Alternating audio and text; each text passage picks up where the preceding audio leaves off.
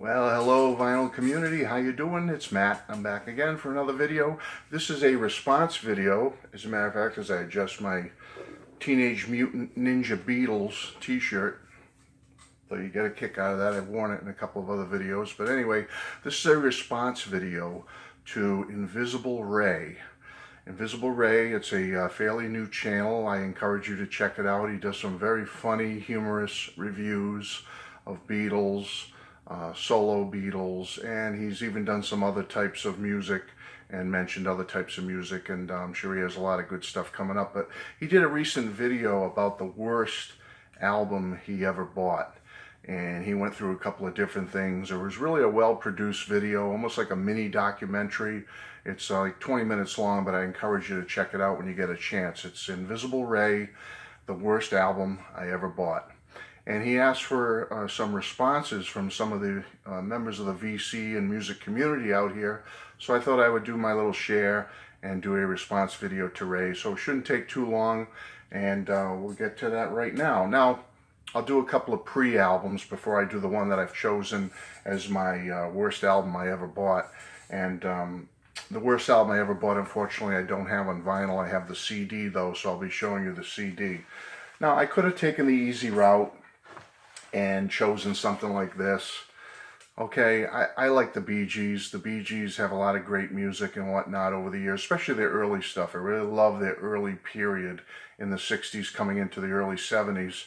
But like many millions of other people in the late 70s, 1977 or so, I got caught up in a little bit of the hoopla and hype of this album and movie when it came out in the late 70s. And yeah, I have a copy of Saturday Night Fever. So do I listen to it? Hardly ever.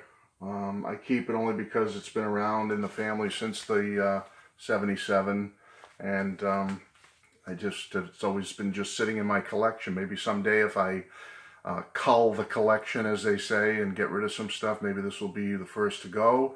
Maybe not, but right now I still have it. I don't listen to it much anymore. I think I liked a couple of the songs on it when it first came out. They have Jive Talking on here. How Deep Is Your Love is a good ballad. I always liked More Than a Woman by Tavares. Casey and the Sunshine Band are on here. Disco Inferno, The Tramps, More Than a Woman by the Bee Gees, and More Than a Woman by Tavares. Yeah, there was a couple of songs I do remember enjoying a little bit back in the day that were on the top 40. So that's one of my worst albums I ever got. So I'm not too happy that I have this still, but I have it. Call it teenage foolishness, whatever.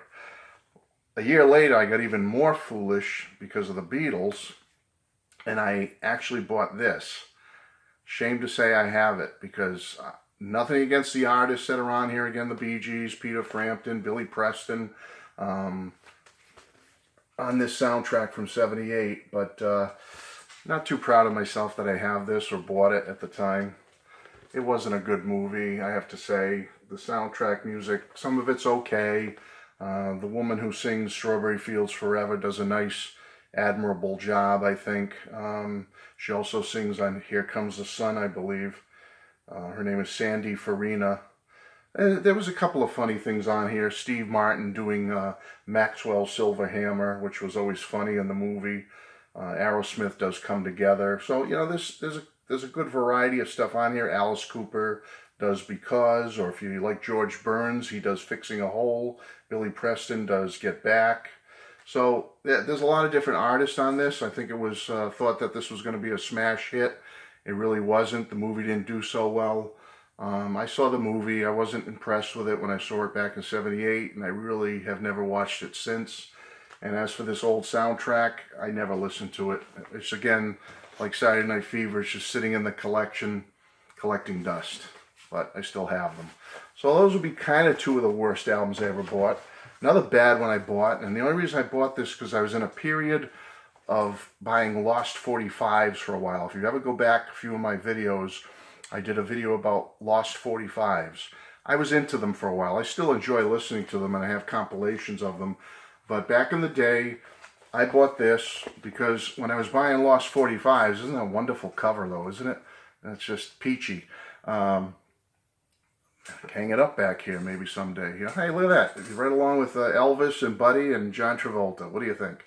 I don't know about that as far as musical status anyway.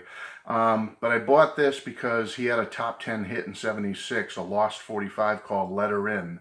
And when I was going through this phase of buying Lost 45s, I went through a phase where I would buy the album that the Lost 45 came on. And this happens to be the album that the Lost 45 of Let Her In is on. It's called Travolta Fever. Again, to capitalize on him being in Saturday Night Fever. This came out a couple of years later after the Let Her In single came out. This came out about '78 also, and it's called Travolta Fever. So again, 3 albums that I'm really kind of ashamed of, and I would say 3 of the worst purchases I ever made as far as albums. Now, if it's queued up here, this is the worst album I ever bought. Yoko? John? Yoko? John? Yoko? John! Yoko! John! Yoko! John! Yoko! Yoko! John! Yoko! Enough said.